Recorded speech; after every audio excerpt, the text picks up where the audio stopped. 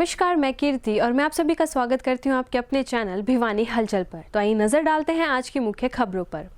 वैश्य model senior secondary school में आयोजित 3 दिवसीय वार्षिकोत्सव एवं पुरस्कार वितरण समारोह के दूसरे दिन भिवानी महेंद्रगढ़ लोकसभा सांसद चौधरी धर्मवीर सिंह ने बतौर मुख्य अतिथि के रूप में शिरकत की। वे उपस्थित अभिभावकों व शिक्षकों को संबोधित करते हुए कहा कि वैश्य मॉडल शिक्षण संस्थान के विद्यार्थी स्कूल प्रबंध समिति एवं शिक्षकों के अथक प्रयास के बल पर केवल देश में ही नहीं बल्कि दुनिया में अपना हुनर दिखा रहे हैं। इस अवसर पर वैश्य महाविद्यालय ट्रस्ट एवं स्कूल के अध्यक्ष प्रसिद्ध आयकर अधिवक्ता शिवरतन गुप्ता ने सभी छात्रों एवं अभिभावकों को शुभकामनाएं देते हुए विद्यालय की उपलब्धियों की प्रशंसा की। उन्होंने बताया कि इस वर्ष शानदार प्रदर्शन करने वाले विद्यार्थियों को 42 लाख रुपए की छात्रवृत्ति प्रदान की जा रही है, क्योंकि कोविड-19 के चलते पिछले 3 वर्ष तक यह उत्सव आयोजित नहीं किया जा रहा था। इस बार अवसर मिला है जिसमें हजारों विद्यार्थियों को सम्मान दिया जा रहा है। स्वागत अध्यक्ष पवन कुमार बुआनीवाला ट्रस्ट महासचिव ने अपने संबोधन में कहा कि वैश्य मॉडल के विद्यार्थी आज विभिन्न क्षेत्रों में उच्च पदों पर आसीन हैं। यह हमारे लिए बड़े गर्व की बात है। उन्होंने इसके लिए प्राचार्य एवं शिक्षक वृंद की भूरी भूरी प्रशंसा की। दिल्ली से पहुंचे विशिष्ट अतिथि सुरेश गुप्ता ने अपने संबोधन में सोलर ऊर्जा के महत्व को बताते हुए विद्यालय के लिए स्मार्ट क्लास और कंप्यूटर आदि के लिए 1,41,000 रुपये की भविष्य में अनुदान राशि देने की घोषणा की। कोषाध्यक्ष विजय किशन ने अपने संबोधन में कहा कि कठिन परिश्रम की सफलता का मूल मंत्र है तथा कार्यक्रम की सराहना की। वैश्य मॉडल सीनियर सेकेंडरी स्कूल में त्रिदिवसीय वार्षिकोत्सव एवं पारितोषिक वितरण समारोह का दूसरा दिन बड़े ही हर्षोल्लास के साथ मनाया गया। इस मौके पर बच्चों ने अनेक हरियाणवी व देश की संस्कृति से जुड़े सांस्कृतिक कार्यक्रमों की प्रस्तुति देकर उपस्थित लोगों का मन मोह लिया। समारोह का श्री गणेश बतौर मुख्य अतिथि पहुंचे। सांसद चौधरी धर्मवीर सिंह, समारोह अध्यक्ष शिवरतन गुप्ता, विशिष्ट अतिथि सुरेश गुप्ता, स्वागत अध्यक्ष डॉक्टर पवन कुमार बुआनीवाला, प्राचार्य कमला गुरेजा के द्वारा माँ सरस्वती की प्रतिमा के सम्मुख दीप प्रज्वलन करके और माल्यार्पण करके किया गया। महोदय श्री सुरेश जी गुप्ता को दिल्ली मिड टाउन के आप प्रेसिडेंट हैं। बुआनीवाला का आपको दक्षिण अफ्रीका से भी मेरा अनुरोध कि वे भी कृपया स्वागत ट्रस्ट एवं वैश्य मॉडल सीनियर सेकेंडरी बात रखना आप जल्द ही आयोजित कर देते हैं। आज के कार्यक्रम में आज के मुख्य अतिथि के मेंबर पार्लियामेंट हमारे ट्रस्टी भाई Suresh Gupta, treasurer vice college के सेल्फ फाइनेंस डिपार्टमेंट, आज गहराइयों से सांसद 30 साल से पुराना संबंध है। चलिए देखिए आज शिक्षा का कितना ज्यादा महत्व है देश और दुनिया में। केवल शिक्षा की वजह से हम उन सभी ऊंचाइयों को छू सकते हैं। समाज में आई हुई सभी बुराइयों को खत्म कर सकते हैं। शिक्षा एक अभिशाप है और ये 140 करोड़ का देश जिसमें अनेकों भाषाएं हैं, धर्म हैं, क्षेत्र हैं और पता नहीं कितनी भाषाएं हैं, कितनी जातियां बढ़ाना। इन सब को भी खत्म करना है तो केवल एजुकेशन। जब हर बच्चा और आदमी शिक्षित होगा तो ये जहर भरी समस्याएं अपने आप खत्म हो जाएंगी। आज दुनिया का सबसे मजबूत देश अमेरिका है,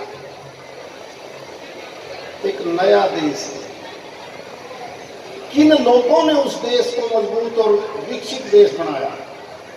खासकर यूरोपियन कंट्रीज से निकले हुआ वो एजुकेटेड वर्ग, उन्होंने उस भूखंड के ऊपर गए जहां पहले कभी रेड इंडियन रहते थे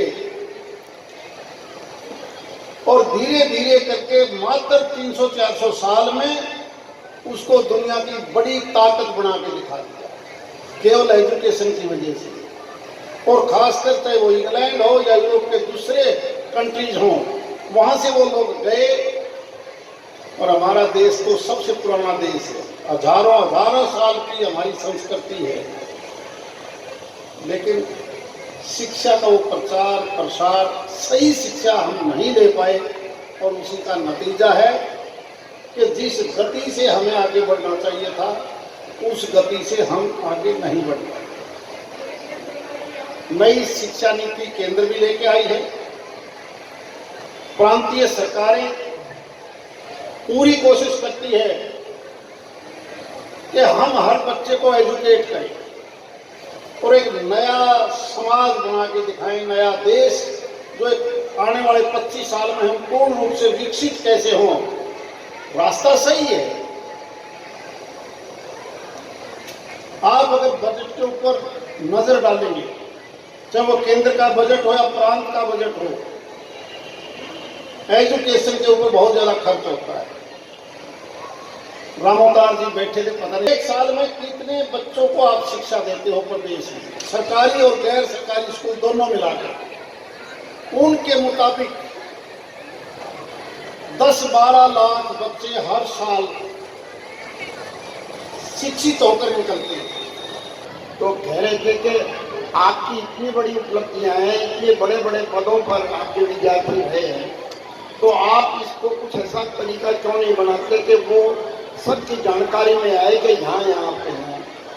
तो फिर मैंने बताया आपको कि अभी जो बात आप कर रहे हो, 10 दिन पहले हमने बात की, इसकी स्ट्रॉन्ग एल्यूमिनाई बनाएंगे और मेरा प्राचार्य महोदय से कहना है अपने पूरे स्टाफ के साथ मिलकर के, और जो भी इसमें सहयोग कर सके, केवल स्टाफ ही नहीं, एक लिस्ट बनाइए जो भी बच्चे आपके अच्छे पदों पर हैं, चाहे वो आज UCLA में 2.5 करोड़ की छात्रवृत्ति लेके एक लड़की PhD कर रही है, चाहे वो साउथ अफ्रीका में है, चाहे पहले वो अर्जेंटीना में मिनिस्टर थी, चाहे कोई जज है, चाहे कोई इनकम टैक्स में IRS में आया है, चाहे कोई IAS में आया है, चाहे कोई उद्योगपति है, क्योंकि बहुत से ऐसे हैं जिनका पता नहीं लगता। ये वास्तव में मैं सांसद महोदय की बात से पूरी तरह से सहमत हूँ और मेरी भी हार्दिक इच्छा है कि कैसे एल्यूमिनाई बने और बच्चे भी सब ध्यान रखें। जो अब बच्चे हैं वर्तमान में, उनमें किसी के ध्यान आए। तो चाहे इन्होंने भिवानी से मेंबर पार्लियामेंट का इलेक्शन लड़ा हो, चाहे यहाँ से कहा नू वहाँ भेज दिया गया, वहाँ से भी MLA बन के आए। आज इनको बीच में पाके हम बहुत गदगद हो रहे हैं। जहाँ तुसाम इलाका था, लोग सोचते थे कि चौधरी धर्मवीर सिंह जी नहीं बनेंगे। कितनी कंस्टिट्यूंसी इन्होंने कवर की है अपने सारे लाइफ में। मुझे इनसे मिलकर सबसे बड़ी खुशी एक बात की होती है कि इनको एनक्लोसाइक्लोपीडिया, इनका अपना इतना ज्ञान है।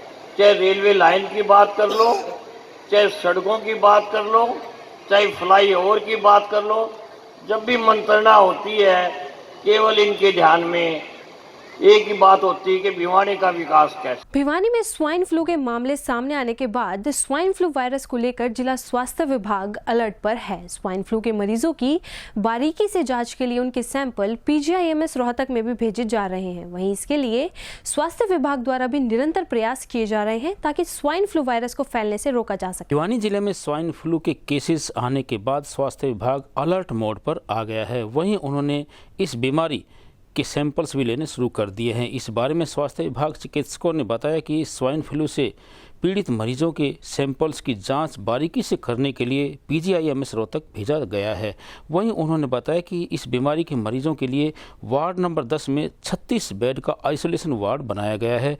वहीं चिकित्सकों ने जिले वासियों से बीमारी के लेकर सावधानियां बरतने की अपील की है और सामान्य अस्पताल में जल्द से जल्द जाँच करवाने की भी अपील की है। स्वाइन फ्लू जो होता है एक वायरल फीवर है, जो कि 4 तरह के इसमें केस होते हैं, H1N1, H1N2, H2N1।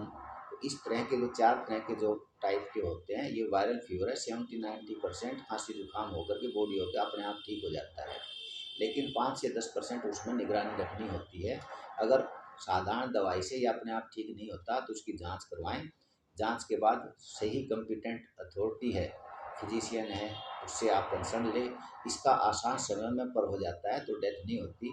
इसका जो इलाज के लिए हम जो दवाइयाँ देते हैं ओसेल्टावीर देते हैं, 75 मिलीग्राम BD देते हैं 5 दिन तक, और जो हाई रिस्क कंटेक्ट में आते हैं 75 मिलीग्राम OD 7 दिन तक, जो स्क्रीन उसको जो प्रोफाइलेक्टिक डोज भी देते हैं।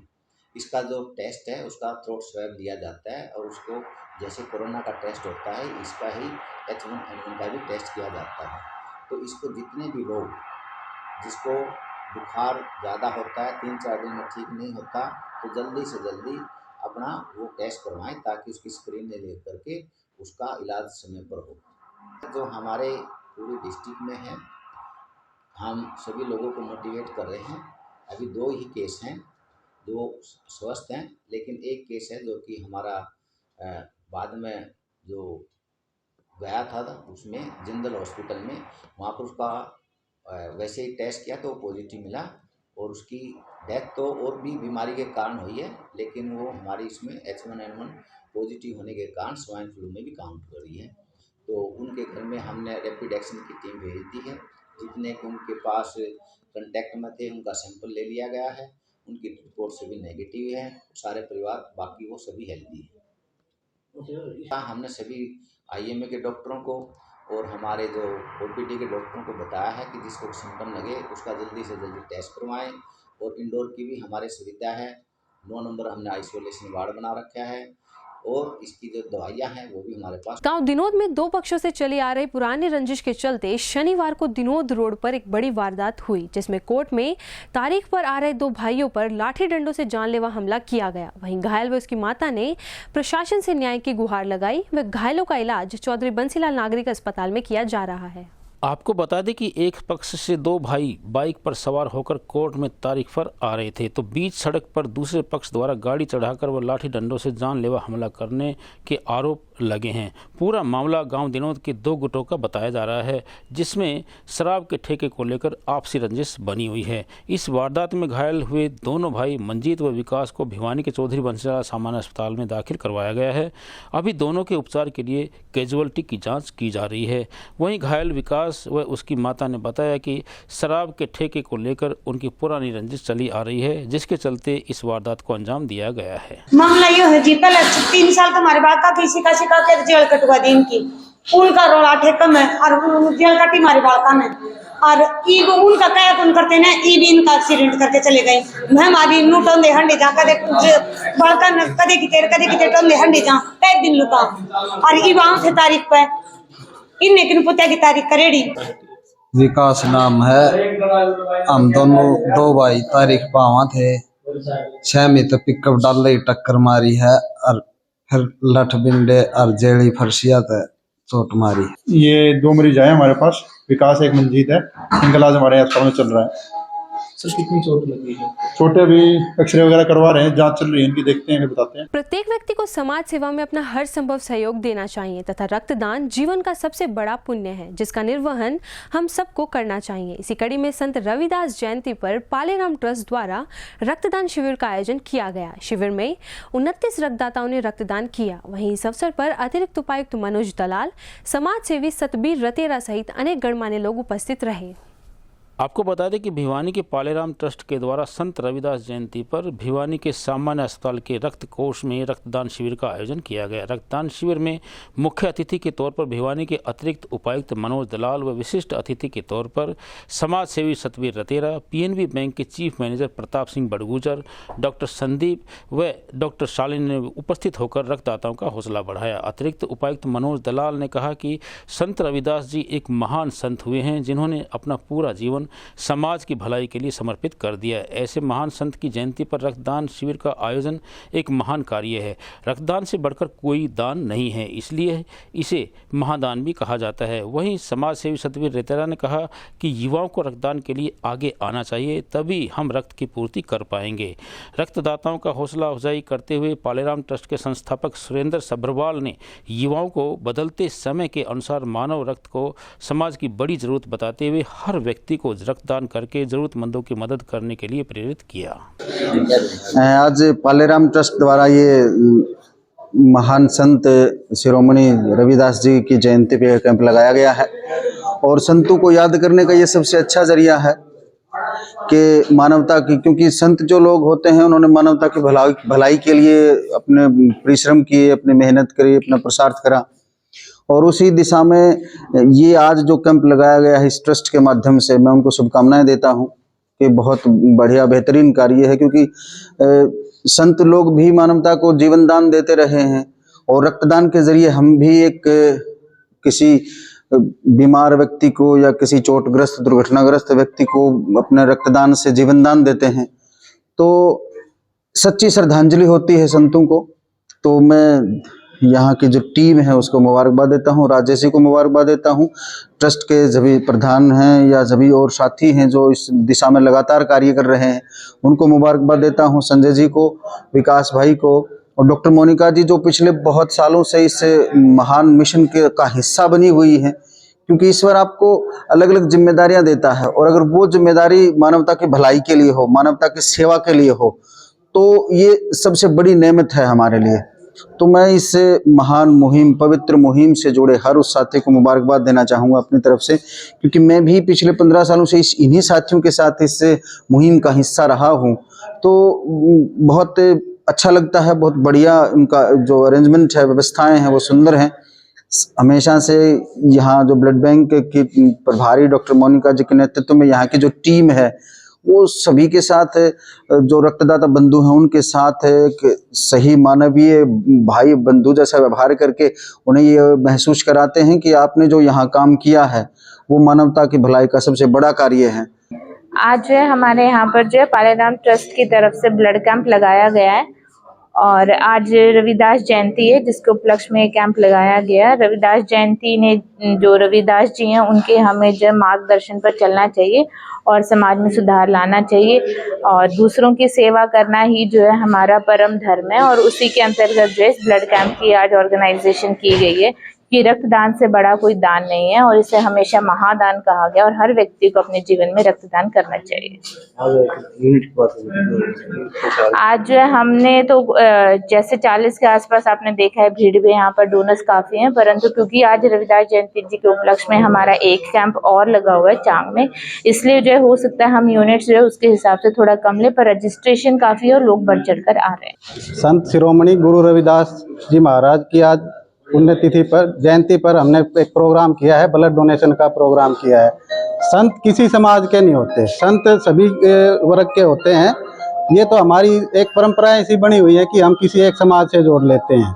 संत सर्वोपरि होते हैं। उन्होंने जो बातें, जो सीख हमारे को दी थी वो आज से 600 साढ़े 600 साल पहले दी थी, वो आज के दिन भी प्रचलन में हो रही है। इसलिए उनके पद चिन्हों पर चलते हुए हम अपनी तरफ से, ट्रस्ट की तरफ से, सभी के सहयोग से कोशिश करते हैं कि समाज के लिए कुछ न कुछ अच्छा किया जाए, कुछ अलग हटके किया जाए। हम वही रूटीन के सारे काम ना करके, हमारी एक इच्छा होती है, जैसे हम ब्लड डोनेशन कैंप लगाते हैं और पौधारोपण वगैरह करते हैं, कुछ और भी जो एक्टिविटी होते हैं वो करते रहते हैं। उसी सीरीज में आज हमने ब्लड डोनेशन कैंप का आयोजन किया है यहाँ पर, और आप लोगों के सहयोग से यहाँ पर 30 से 40 यूनिट ब्लड एकत्रित हो चुका है। बुढ़ापा पेंशन व फैमिली आईडी में होने वाली गलतियों से परेशान लोगों की समस्याओं के समाधान के लिए जिला प्रशासन द्वारा सीएससी सेंटर्स के साथ मिलकर डोर टू डोर अभियान चलाया गया। इसी कड़ी में शनिवार को सीएससी संचालक गांव माल प्लान में पहुंचे व डोर टू डोर जाकर बुढ़ापा पेंशन से संबंधित कागजों की वेरिफिकेशन की।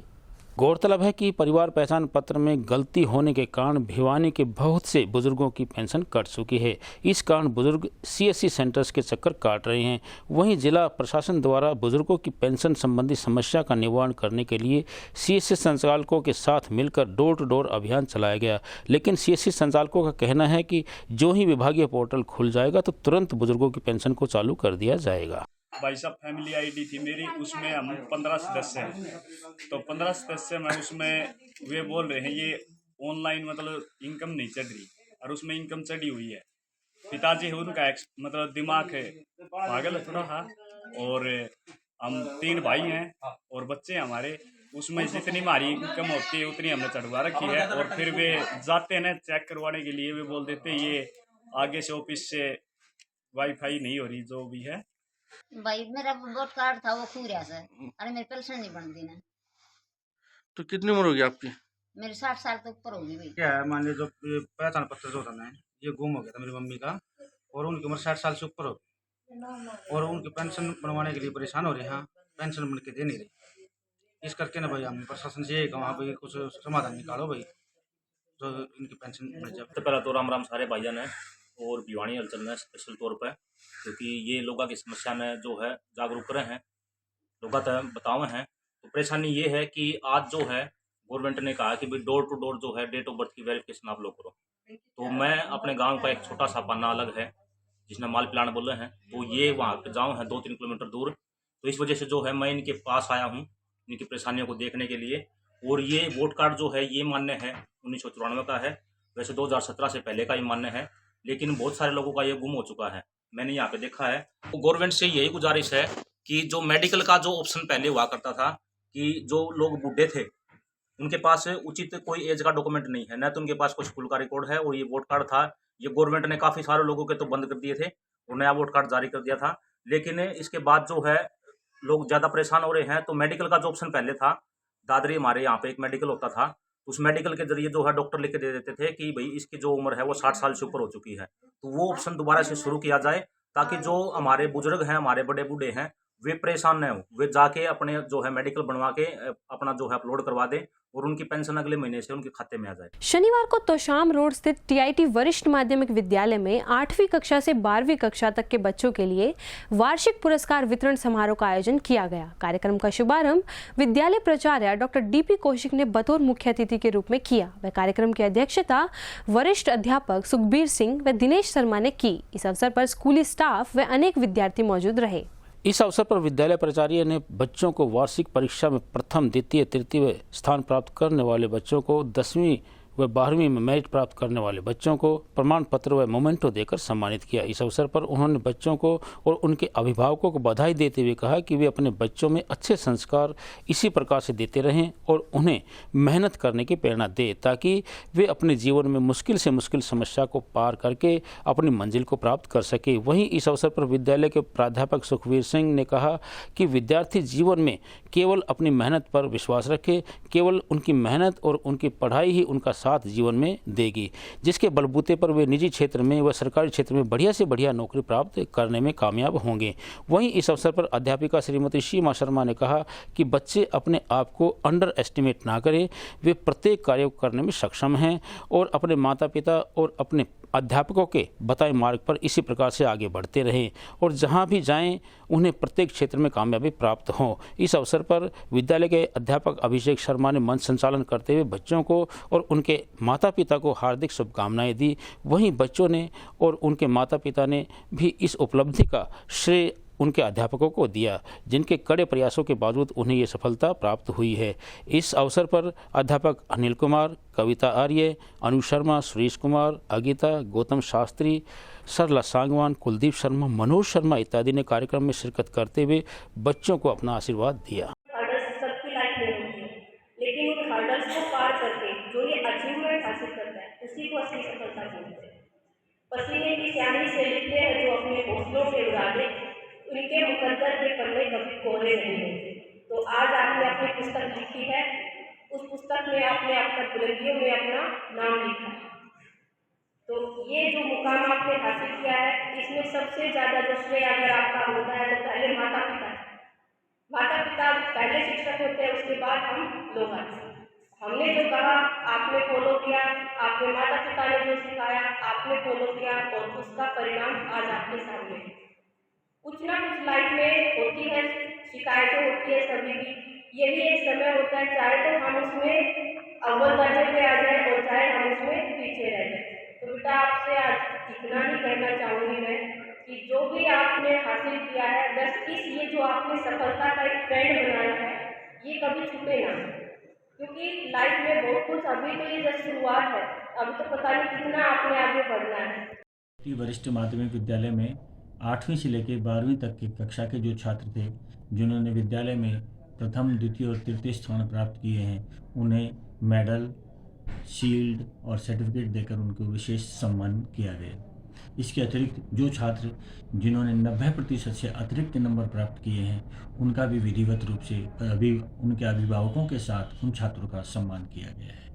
सर, बोर्ड परीक्षा में 10वीं की परीक्षा में और +2 परीक्षा में कितने के बच्चों की मेरिट आई अंदाज़ा?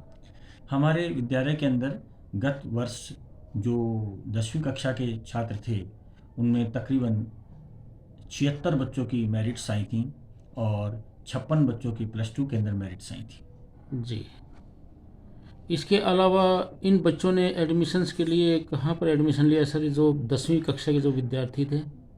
ये जो 10वीं कक्षा के विद्यार्थी हैं उनमें से अधिकांश विद्यार्थी हमारे विद्यालय में ही शिक्षा ग्रहण कर रहे हैं। जो 12वीं कक्षा के विद्यार्थी थे वो विभिन्न विश्वविद्यालयों में, जैसे दिल्ली विश्वविद्यालय, कुछ कुरुक्षेत्र विश्वविद्यालय में और कुछ भिवानी के महाविद्यालयों में शिक्षा ग्रहण कर रहे हैं। इसके अतिरिक्त जो साइंस स्ट्रीम के विद्यार्थी थे उनमें मेडिकल के अंदर और इंजीनियरिंग कॉलेजेस के अंदर शिक्षा ग्रहण कर रहे हैं। सर, इन बच्चों के उज्जवल भविष्य के लिए आप क्या संदेश देना चाहेंगे? सफलता ही मेहनत सफलता की कुंजी है और इन बच्चों ने बहुत मेहनत की है और मेहनत का श्रेय इन्हें आगे आने वाले समय में मिलेगा। देश व समाज की तरक्की के लिए नशा जैसी सामाजिक बुराई के खिलाफ जहां सामाजिक आंदोलन की जरूरत है, वहीं समाज के प्रत्येक व्यक्ति की भागीदारी भी इस अभियान में आवश्यक है। इसी कड़ी में शनिवार को मेगा माइंड किड्स स्कूल में नशे के खिलाफ जागरूकता अभियान चलाया गया। व जागरूकता रैली के माध्यम से विद्यार्थियों ने जन जन को जागरूक भी किया। वहीं लोगों ने भी विद्यार्थियों की सोच की सराहना की। युवाओं के नशा जैसी सामाजिक बुराई के प्रति जागरूक करने के लिए शनिवार को स्थानीय डोभी तालाब के नजदीक स्थित मेगा माइंड किड्स स्कूल में नशे के खिलाफ जागरूकता अभियान चलाया गया। इस दौरान विद्यार्थियों को जागरूकता रैली भी निकाली गई, जिसे स्थानीय हालवास गेट स्थित बाबा जहरगिरी आश्रम के पीठाधीश्वर अंतर्राष्ट्रीय श्री महंत डॉक्टर अशोक गिरी महाराज ने बतौर मुख्य अतिथि पहुंचकर रैली को हरी झंडी दिखाकर रवाना किया। कार्यक्रम की अध्यक्षता स्कूल के मुख्याध्यापिका मंजू शर्मा ने की।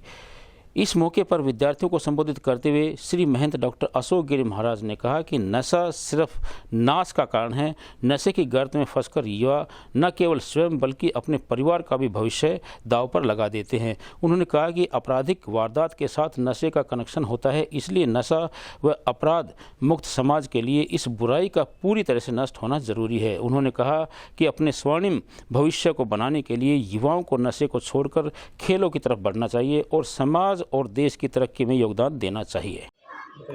संस्कार संस्कृति संपन्न मेगा माइंड किड्स स्कूल के आज प्रांगण में अध्यापक और अध्यापकजन और बहुत से जो अभिभावकगण हैं उनके द्वारा बच्चों को नशा मुक्ति जन यात्रा निकाली गई है। नशा अर्थात नाश, नशा अर्थात दुर्गति, नशा अर्थात जीवन के समूल क्रियाकलापों और परिवारवाद विवाद राष्ट्र तक जहाँ नशा है वो सब कुछ कर देता है। जिस संस्कृति को, जिस राष्ट्र को ख़त्म करना हो उसमें नशा रूपी पौधा आप डाल दीजिए, वह नशा नाश कर देगा। अतएव आज पता अच्छा कार्यक्रम बच्चों निकाला और जन चेतना रैली, जिसके द्वारा बताया जा रहा है कि नशा हमारे लिए कितना भयानक खतरनाक हो सकता है, इस जीवन के लिए भी। इस नशा किसी लिए, कोई बस्ती में हो, मोहल्ले में हो, शहर में हो, जनपद में हो, जैसे कि ये राष्ट्र में हो, जहाँ भी नशा होगा वो दुर्गति और दुर्गुणों का समावेश करेगा। और आज का हमारा ये कार्यक्रम जो रहा है, ये नशा छोड़ो, नशा छोड़ने के लिए हमने एक रैली का आयोजन किया है, क्योंकि आज हमारे समाज में ये नशे की जड़ें काफ़ी फैल चुकी हैं और जिससे हर घर में, हर घर की, हर परिवार की बहुत दुर्दशा है। मैं खुद देखती हूँ तो बड़ा दुख होता है कि नशे के कारण हमारे परिवार, हमारे समाज में खोखली, हमारे समाज की जड़ें खोखली कर दी है नशे ने। और आज हमारा मेन मकसद था वो ये था कि नशे के खिलाफ हम जागरूक करें। खबरों का सिलसिला यूं ही जारी रहेगा। मुझे और भिवानी हलचल की टीम को दीजिए इजाजत और बने रहिए आपके अपने चैनल भिवानी हलचल के साथ।